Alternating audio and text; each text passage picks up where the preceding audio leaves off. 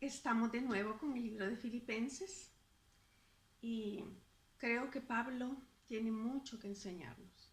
Creo que esta carta, como dije al inicio de estas enseñanzas, Dios está ministrando mi vida, sobre todo, y dándome un panorama un poco más amplio de todo lo que ya he conocido anteriormente.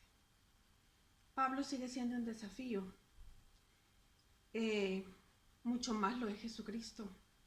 Pero Pablo, por ser alguien que no es 100% divino ni 100% humano, sino que 100% humano nada más, puedo ver cómo en medio de lucha, batallas, situaciones difíciles, alegrías, tristezas, toda esa gama de sentimientos, emociones y circunstancias que el ser humano vive, puedo ver como un hombre como Pablo, de verdad pegado a la palabra y al Señor Jesucristo, pudo vivir una vida de verdad apegada a esos principios, y aún las circunstancias tan difíciles no lo hicieron claudicar de lo que debía hacer. Creo que es un reto para todos nosotros, un ejemplo a seguir, pero lo cierto es que tenemos un estándar mucho mayor, que es el de Jesucristo. Y sabemos que con la ayuda de Él podemos no solamente decir que vamos a igualar a Pablo, no, vivir bajo los principios de Él, y las circunstancias y las situaciones van a ser superadas porque el poder del Señor habita sobre nosotros. Quiero animarte y también me animo a vivir a través de todo esto y dejar que sea Dios y su palabra quienes nos enseñen a través de todas estas circunstancias. Yo estoy viviendo las mías, tú estás viviendo las tuyas, pero en toda circunstancia esta palabra va a hablarnos. Así que vamos a ir de nuevo a la palabra, no sin antes orar. Así que si quieres y me acompañas, vamos a estar orando y pidiéndole a Dios que nos lleve a su palabra de una manera con un corazón transparente, un corazón genuino, un corazón dispuesto para aprender. Oremos, acompáñame y vamos a orar. Muy bien. Padre, queremos darte las gracias por enseñarnos a través de tu palabra, porque esta palabra no regresa vacía en nosotros, sino que cumple un propósito. Que ese propósito se vea en todo momento, que nosotros menguemos y que tú crezcas. Que seas tú, Señor, sobre nosotros y que cada día podamos disfrutar de tenerte como Padre, como amigo, como hermano, y de tenerte, Señor, de veras como aquel que llena todo nuestro ser, toda nuestra vida. Gracias porque tú eres suficiente y tú debes ser la razón y el existir de nosotros. Gracias por un día enseñar a Pablo y dejar estas enseñanzas para nosotros. Gracias porque inspiraste, Señor. Tú eres que inspiraste a Pablo a escribir todo esto que ahora vemos. Te rogamos que sea aliento, esperanza para cada uno de nosotros. En el nombre de Jesús. Amén. En la enseñanza anterior o en el video anterior estuvimos viendo redundar en el progreso del Evangelio, que fue, por cierto, el versículo 12. Y estuvimos viendo qué punto vimos: que el progreso del Evangelio en la opresión, que el Evangelio progresa en la persecución, que el Evangelio progresa en la muerte, en la enfermedad o en la guerra. Y podríamos poner otro montón de cosas en las cuales, circunstancias en las cuales el Evangelio puede crecer. Ahora vamos a ver también una parte importante. Recordemos del video anterior que el Evangelio no está preso, no se detiene por las circunstancias y no se detiene por fronteras. No se detiene por coronavirus, es más, ha encontrado nuevas formas de extenderse y de que todas estas circunstancias sirvan para el progreso del Evangelio. Herramientas que no eran visibles antes para muchos, aunque ya existían, pero era como si no las veíamos. La verdad que ahora nos las hemos ingeniado para que el Evangelio progrese. el Evangelio sigue progresando en vida de muchas personas. Nadie, nada ni nadie puede detener la obra de Dios. ¿Qué vamos a ver ahora? Cobrando ánimo y hablando sin temor. Así que vamos a ir a la palabra y vamos a leer desde el versículo 12 vamos a leer desde el versículo 12 porque vamos a tener el contexto de lo que vimos la vez pasada y vamos a ver algunas partes por aquí. Ok. Y dice el versículo 12, quiero que sepáis, hermanos, que las cosas que me han sucedido han redundado más bien para el progreso del Evangelio, de tal manera que mis prisiones se han hecho patentes en Cristo en todo el pretorio y a todos los demás. Y la mayoría de los hermanos, cobrando ánimo en el Señor con mis prisiones, se atreven mucho más a hablar la palabra sin temor. Algunos a la verdad predican a Cristo por envidia y contienda, pero otros de buena voluntad. Los unos anuncian a Cristo por contención, no sinceramente, pensando añadir aflicción a mis prisiones. Pero los otros por amor, sabiendo que estoy puesto para la defensa del Evangelio. ¿Qué pues? Que no obstante, de todas maneras, o por pretexto o por verdad, Cristo es anunciado. Y en esto me gozo y me gozaré aún. Porque sé que por vuestra oración y la suministración del Espíritu de Jesucristo, esto resultará en mi liberación. Conforme a mi anhelo, versículo 20, conforme a mi anhelo y esperanza de que en nada seré avergonzado. Antes bien, con toda confianza, como siempre. Ahora también será magnificado Cristo en mi cuerpo, o por vida o por muerte. Muy bien, vamos entonces a ir a la palabra, ¿verdad? Y una de las cosas interesantes es que dice que la mayoría de los hermanos, cobrando ánimo en el Señor con mis prisiones, se atreven mucho más a hablar la palabra sin temor. Muy bien, vimos que todo redundaba más bien para el progreso del Evangelio. Sirvió para dar las buenas nuevas y además ayudaron al anuncio de toda la obra de Dios. Eso es lo que ocurrió. Pero dice él, de tal manera que mis prisiones se han hecho patentes en Cristo en todo el pretorio y a todos los demás. Muy bien, vamos a ver cómo en toda esta carta hay gozo. Eso es imperativo, quizás en toda la carta hay gozo. No olvidemos, Pablo está en prisión. Pero aparte de eso, vamos a ver también la manera en que Pablo ve las circunstancias, la manera en que Pablo se ha puesto los lentes correctos. Y cuando digo esto, pienso en muchas circunstancias que he conocido, no solo mías, sino de mucha gente. Situaciones difíciles, que yo digo, no sé qué hubiera hecho yo en tal caso. Situaciones tan extremas que yo digo, ¿cómo la gente puede estar viva? Y muchas situaciones, ¿verdad? Más, que a uno le parece que no las hubiera soportado. Pero Dios sabe a quién le da cada situación. Pues Pablo estaba diciendo, cuando dijo que había sido notorio a todo el pretorio, en pocas palabras estaba diciendo, pues cada persona de aquí, incluida toda la guardia del palacio, sabe que estoy encadenado por causa de Cristo. No porque había robado, no porque había asesinado a alguien en ese momento, sino por Cristo precisamente.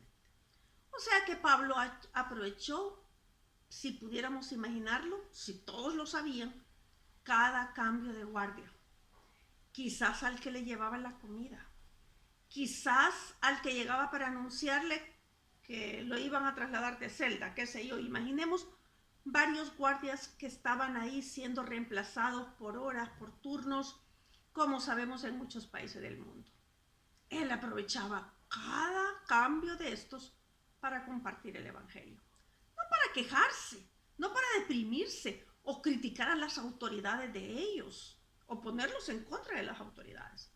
Pablo estaba realmente enfocado Por eso, en otras palabras, él estaba diciendo, pues mi prisión ha servido para dar testimonio público de Cristo a la gente del palacio y a todos los demás. Algunos dicen que Pablo escribió la carta desde Cesarea, otros en Éfeso, otros en Roma. Los argumentos más importantes a favor de Cesarea, como el lugar desde donde escribe la carta, son en Hechos 20:35, que se refiere al encarcelamiento en Cesarea, siendo en el pretorio de Herodes. Los 2 años de prisión es otra parte, los 2 años de prisión en Cesarea, Hechos 24-27 por si lo quiere buscar, ¿verdad? También donde se cree que desde ahí escribió la carta a los filipenses, y en Filipenses 1:7 que Pablo menciona una defensa que él había hecho pero estaba todavía en prisión. Lo cierto es que esto me recuerda muchas cosas. Una, voy a recordar a la persona que me llevó a los caminos de Cristo, a mí, y ella trabajaba con el presidente de la República en ese momento, y yo la recuerdo que esta mujer, quien pasara por su escritorio para hablar con el presidente, ella le compartía de Jesucristo. Llámese ordenanzas, secretarias, visitas al presidente, senadores de otras naciones, presidentes de otras naciones. Siempre estaba aprovechando el momento para compartir el evangelio. De eso fui testiga, porque después yo también estuve con ella como secretaria del presidente de la República. Entonces fue interesante ver cómo esta mujer me modeló, sin decirme, mire, esto hago yo, sino que la veía que en cada circunstancia ella estaba anunciando el evangelio. Y no crea que ella vivió tiempos muy buenos siempre, vivió tiempos difíciles, hasta el día de hoy. Ella vive en los Estados Unidos y es igual una anunciadora del evangelio, no importa la circunstancia. Han pasado casi 40 años de aquella época cuando ella me compartió el evangelio y sigue haciendo lo mismo. Entonces es un desafío, pero no solamente me recuerda esto cuando leo a Pablo, me recuerda también a los amigos de Daniel, o a Daniel, que fueron testimonio viviente ante los reyes que en ese tiempo gobernaban. Dieron testimonio del Dios que servían. O Nehemías, o Mardoqueo, o Esdras, o Esther. Hay muchos de los que podríamos hablar, que fueron testimonio viviente, que todo el mundo sabía a quién servía. Y quisiera decir que también tú y yo podemos ser esas personas que damos testimonio de la misma manera.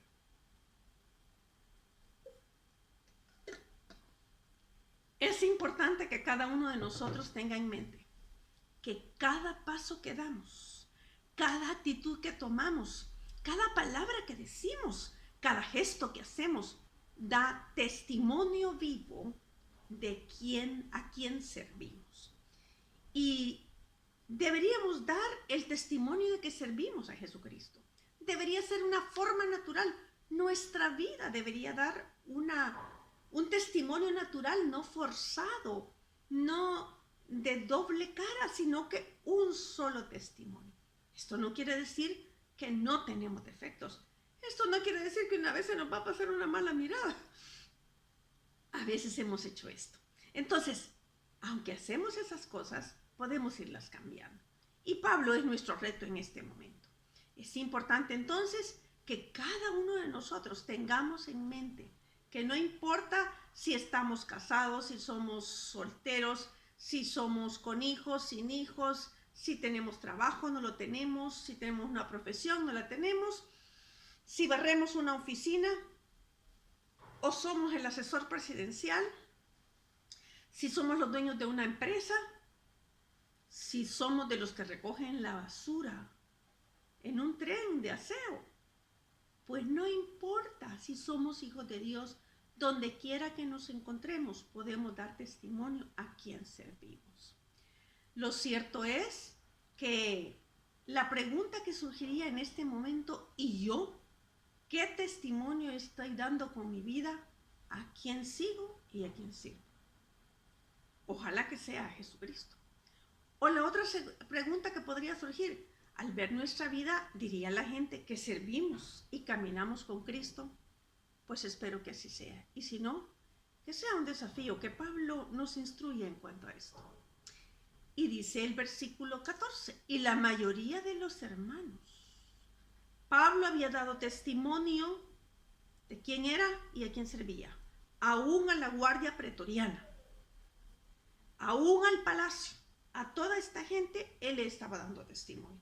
Ya lo había dado afuera, ahora estaba encarcelado y ahora estaba dando testimonio. Mucho nos habla Pablo del gozo. Y en medio de todo esto, creo que la gente lo veía gozarse. No contar chistes de doble sentido, no reírse a carcajadas, porque no necesariamente eso es el gozo. El gozo es interno. Y ese gozo interno se refleja, aún en medio de las circunstancias más difíciles. La mayoría significa que no eran todos, pero sí eran la mayoría, porque él dice la mayoría de los hermanos, cobrando ánimo en el Señor con mis prisiones, se atreven mucho más a hablar la palabra sin temor. Entonces habían cobrado ánimo en el Señor, pero ¿con qué? Con las prisiones de Pablo. Otra vez me surge la idea que aquí todo, en el reino de Dios todo es al revés, ¿verdad? O sea, a través de la cárcel, ahora cobraban ánimo. Se atreven mucho más a hablar la palabra sin temor. No tenían miedo, sino que al contrario cobraron ánimo. No estaban pensando, quizás me van a llevar preso, mejor no lo hago, mejor no anuncio el evangelio, porque no quiero que me vayan a llevar a prisión, y mi familia, y mis hijos, mejor no lo anuncio.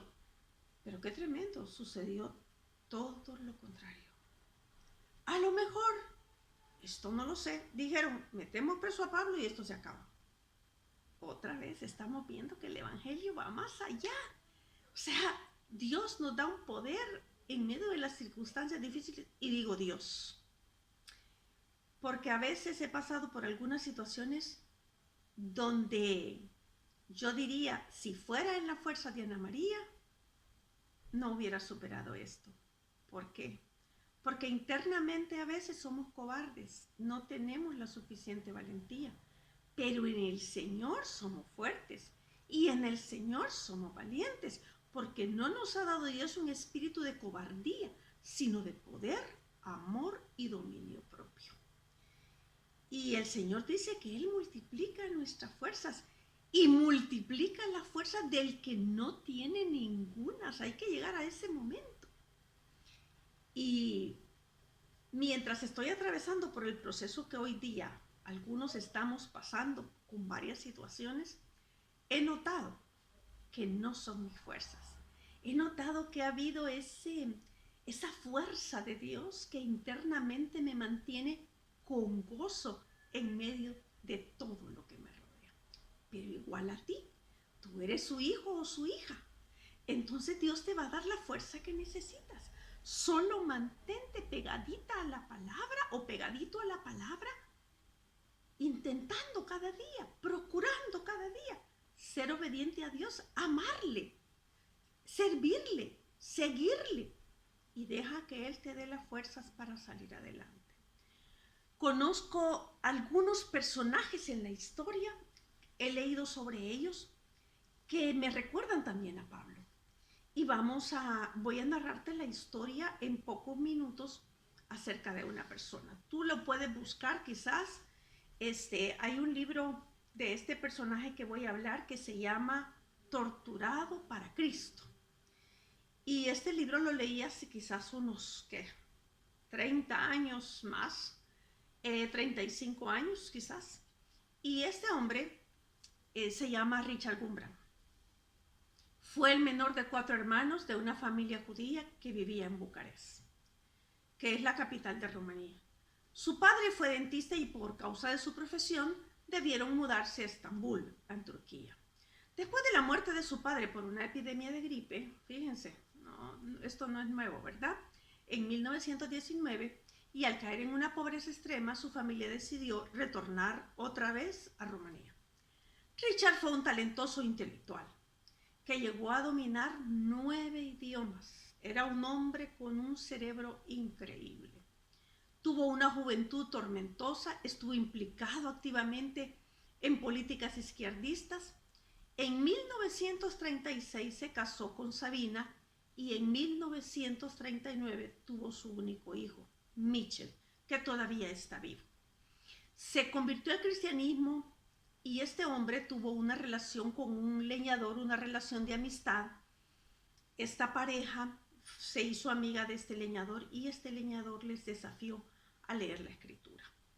Y sinceramente le dio un gran ejemplo de mantenerse en la palabra de Dios. Debido a esto, con mucho tiempo después, él fue ordenado como ministro del Evangelio. Pero debido a la declaración de guerra de Rumanía en contra de Inglaterra, muchos ministros evangélicos tuvieron que salir del lugar. Pero el pastor Richard Gumbrand y Sabina, su esposa, sin pensar en familia o posesiones, continuaron sin temor su trabajo misionero cristiano. Rescataron a numerosos judíos fuera de los barrios guetos, predicaron diariamente en muchos refugios antibombas y terminaron siendo arrestados varias veces por actividades subterráneas durante el estado de guerra. Por lo menos una vez estuvieron próximos a ser sentenciados. Pero como él seguía anunciando el evangelio, llegó un momento en que a él y a su esposa se los llevaron presos, en 1948. Y aunque se encontraba bajo la protección diplomática de Suecia, lo tomaron de la vía pública y se lo llevaron preso.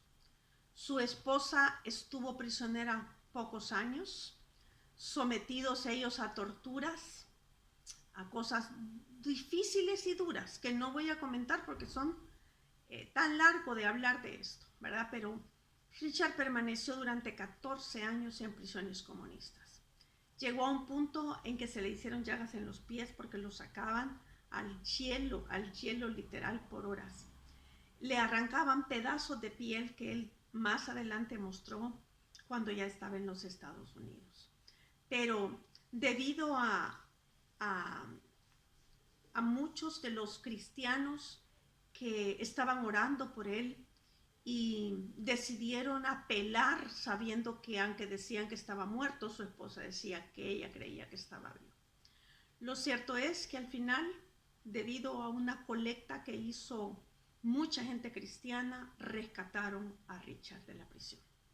Luego él se fue a los Estados Unidos, siguió anunciando el reino de Dios y él creó el ministerio Misiones Cristianas para el Mundo Comunista, hoy conocido bajo el nombre La Voz de los Mártires.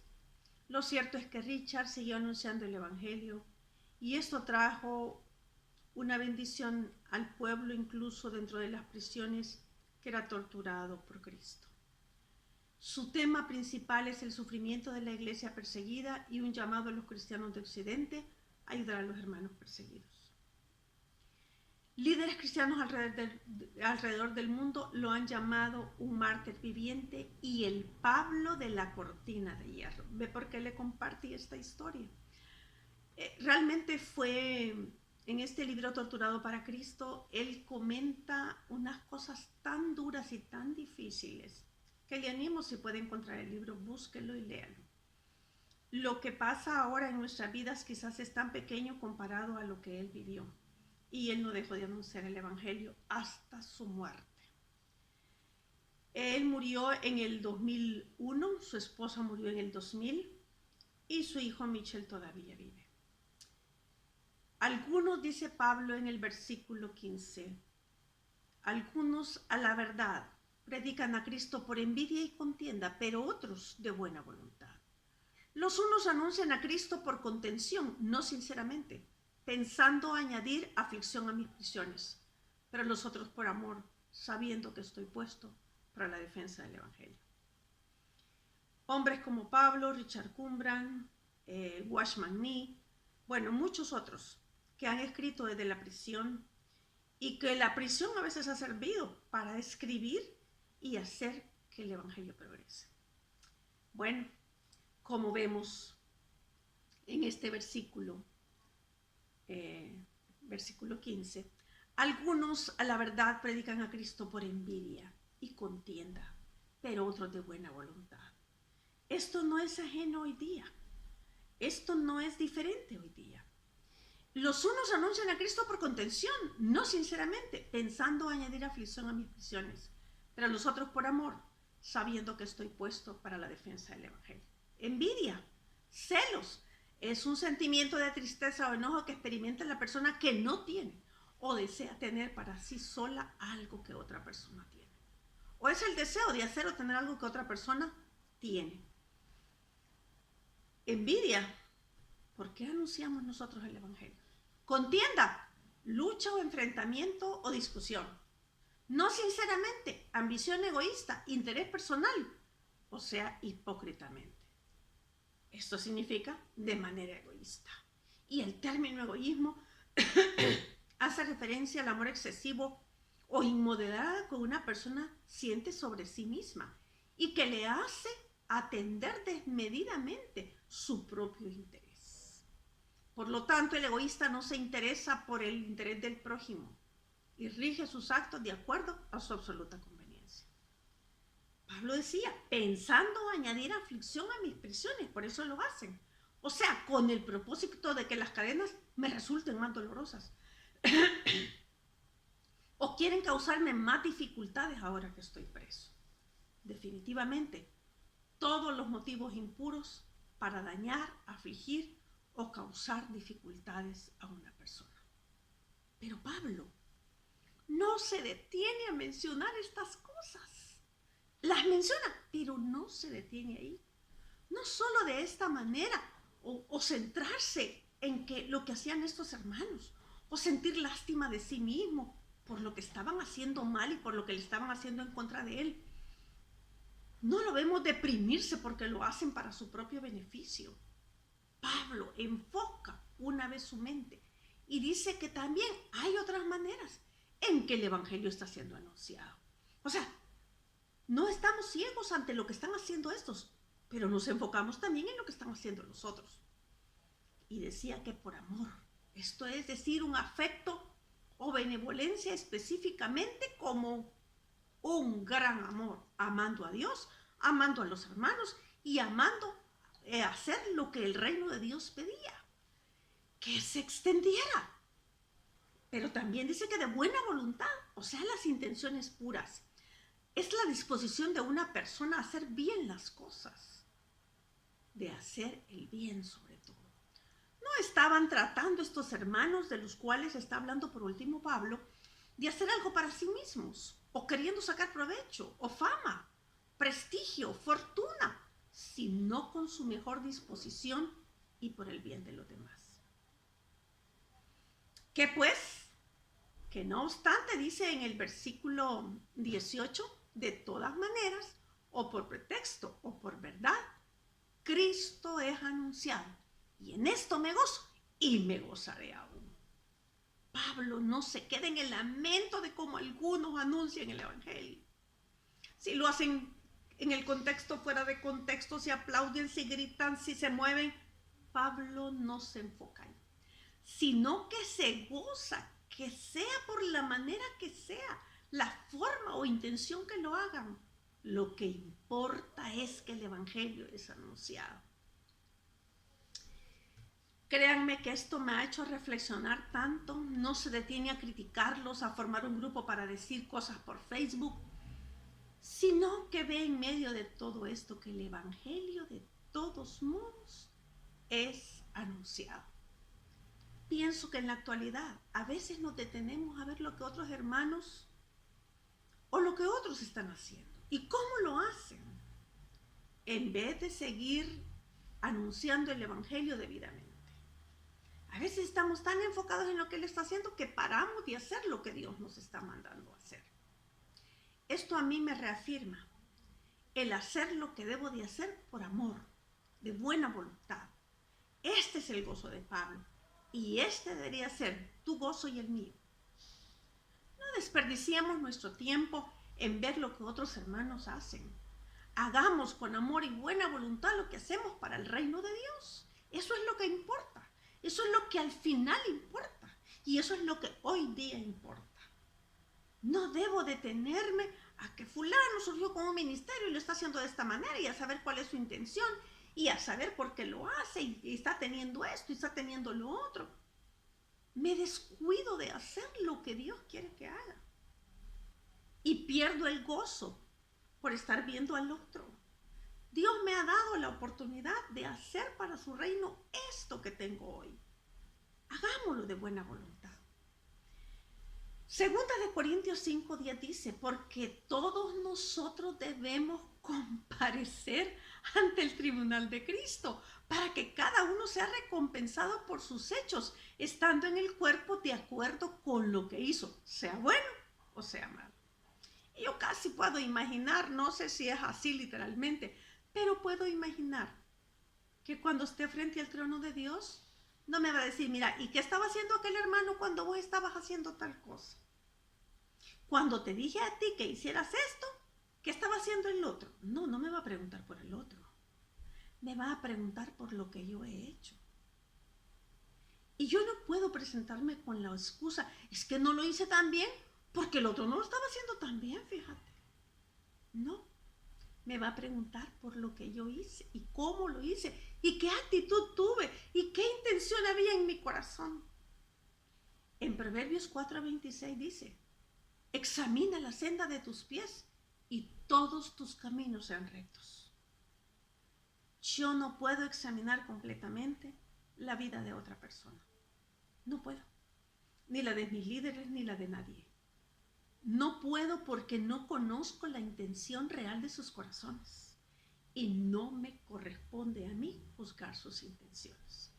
¿Cuántas veces quizás en el pasado me equivoqué teniendo un parámetro equivocado de las personas hasta que Dios tuvo que enseñarme que aprendiera a ver lo que había en mi corazón, entregárselo a Él y que no estuviera tratando de examinar la vida del otro?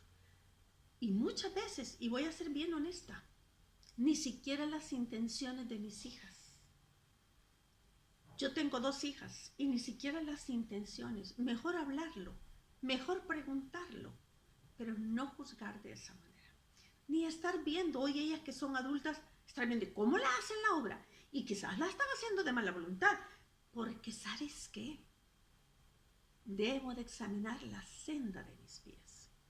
Y 1 Corintios 3:12 nos dice, y si sobre este fundamento alguno edificare oro, plata, piedras preciosas, madero, heno o hojarasca, la obra de cada uno se hará manifiesta, porque el día la declarará, pues por el fuego será revelada, y la obra de cada uno, cual sea el fuego la probará. En aquel día tu obra y la mía será probada.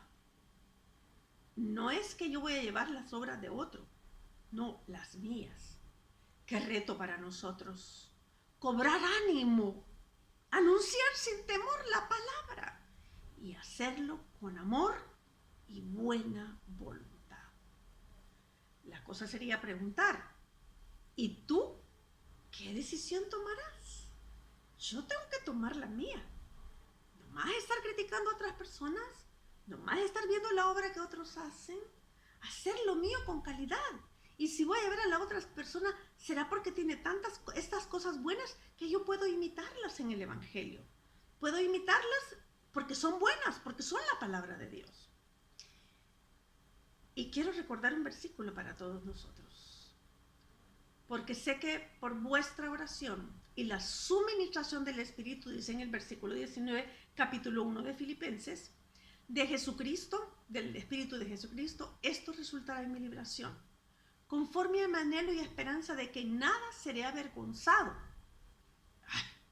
Antes, bien, con toda confianza, como siempre, ahora también será magnificado Cristo en mi cuerpo, o por vida o por muerte. Pablo estaba seguro que en nada sería avergonzado y que Cristo sería magnificado en él por vida o por muerte.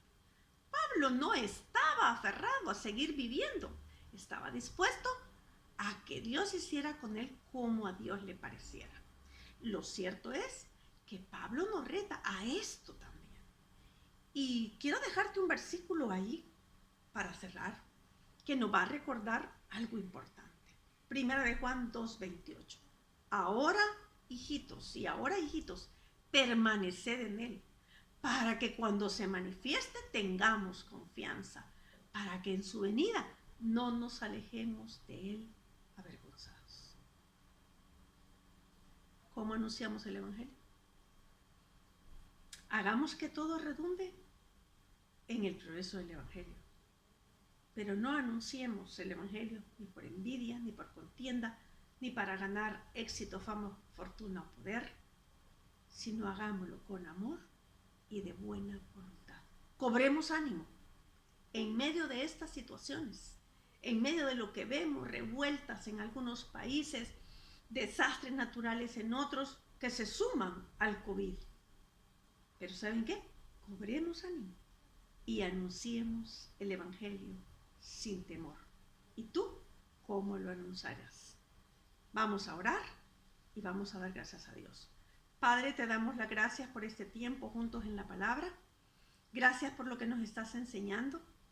Que cobremos ánimo, que sepamos que así como Pablo fue notorio su testimonio donde estaba, no importaba la circunstancia, que de igual manera Mardoqueo, los amigos de Daniel, Richard Wurmbrand y otros más, que podemos ir mencionando en el transcurso de todas estas enseñanzas, que nosotros también podamos dejar un testimonio vivo en esta tierra mientras estemos aquí, que no importó la circunstancia, anunciamos el Evangelio, cobramos ánimo, anunciamos el Evangelio sin temor y lo hacemos con amor y de buena voluntad. Gracias, Señor, te damos las gracias por lo que nos estás enseñando. En el nombre de Cristo Jesús. Amén. Cobra ánimo y nos vemos en el siguiente video. Que Dios te bendiga.